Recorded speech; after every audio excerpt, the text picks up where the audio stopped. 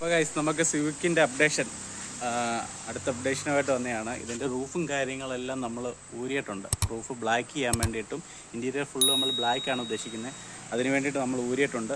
റൂഫും കാര്യങ്ങളും നമ്മളിവിടെ ഊരി വെച്ചിട്ടുണ്ട്. ബ്രേക്ക് ലൈറ്റും കാര്യങ്ങളും ഇതിൻ്റെ വൈൻഡറും കാര്യങ്ങളെല്ലാം നമ്മൾ സെപ്പറേറ്റ് ഇവിടെ മാറ്റി വെച്ചിട്ടുണ്ട്.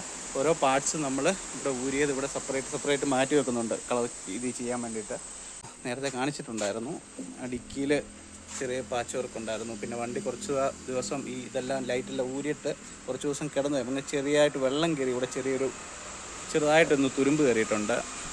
ഇന്ന് ഗ്ലാസും കാര്യങ്ങളെല്ലാം നമ്മൾ ഊരി ചെയ്യുമ്പോൾ വൃത്തിക്ക് ചെയ്യണം. ആ രീതിയിൽ ഗ്ലാസും കാര്യങ്ങളെല്ലാം നമ്മൾ ഊരിയിട്ടുണ്ട്. അത് ഫുള്ള് നാളെ അടുത്ത ദിവസം പ്രൈമർ അടിക്കാൻ വേണ്ടിയിട്ടുള്ള രീതിയിൽ ഫുള്ള് ഊരിയിട്ടുണ്ട്. വണ്ടിയുടെ ഇൻറ്റീരിയർ ഇപ്പോൾ ഇങ്ങനെയാണ്. വണ്ടിക്കകത്ത് ഒന്നുമില്ലാത്ത രീതിയിലാണ് വണ്ടി ഇപ്പോൾ കിടക്കുന്നത്.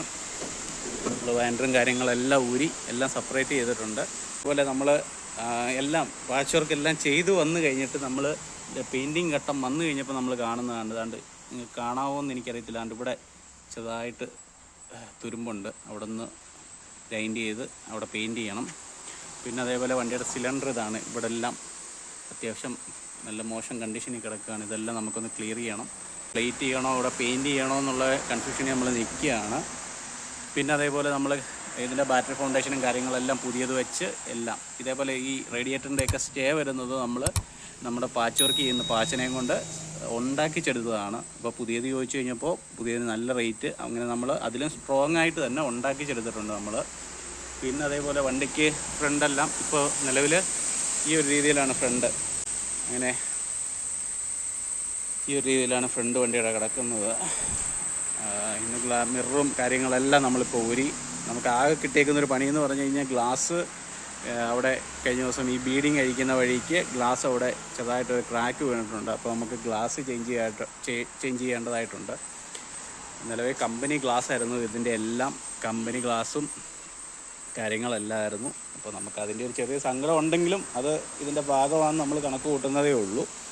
അപ്പോൾ ഇന്ന് നമ്മൾ ഡോറിൻ്റെ ബീഡിങ്ങും കാര്യങ്ങളെല്ലാം അഴിച്ചിട്ടുണ്ട്. റൂഫും കാര്യങ്ങളെല്ലാം ഗ്രൈൻഡ് ചെയ്ത് ഇതിനകത്ത് നേരത്തെ പുട്ടിവർക്കോ കാര്യങ്ങളോ ഒന്നും ഈ വണ്ടിക്കകത്ത് കയറിയിട്ടില്ല. ഇതുവരെ വണ്ടിക്കകത്ത് ഒരു ദൈവം സഹായിച്ച് ഇതുവരെ ഒരു പുട്ടിവർക്കോ കാര്യങ്ങളൊന്നുമില്ല. അത് ഞാൻ നേരത്തെയും പറഞ്ഞിരുന്നു.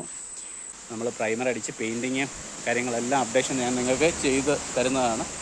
അപ്പോൾ നിങ്ങൾ നമ്മുടെ ചാനൽ സബ്സ്ക്രൈബ് ചെയ്ത് ഇതിൻ്റെ ബാക്കി അപ്ഡേഷനും കാര്യങ്ങളെല്ലാം നിങ്ങൾ കാണണമെങ്കിൽ ചാനൽ മറക്കാതെ സബ്സ്ക്രൈബ് ചെയ്യണം. നോട്ടിഫിക്കേഷൻ ലഭിക്കണമെങ്കിൽ നിങ്ങൾ ആ ബെല്ലൈക്കണും കൂടി ഒന്ന് ഇനേബിൾ ചെയ്ത് കഴിഞ്ഞാൽ നമ്മൾ അപ്ലോഡ് ചെയ്യുന്ന വണ്ടിയുടെ ഓരോരോ പാർട്ടായിട്ട് നമ്മൾ അപ്ലോഡ് ചെയ്യുന്നത് നിങ്ങൾക്ക് കാണാൻ സാധിക്കും.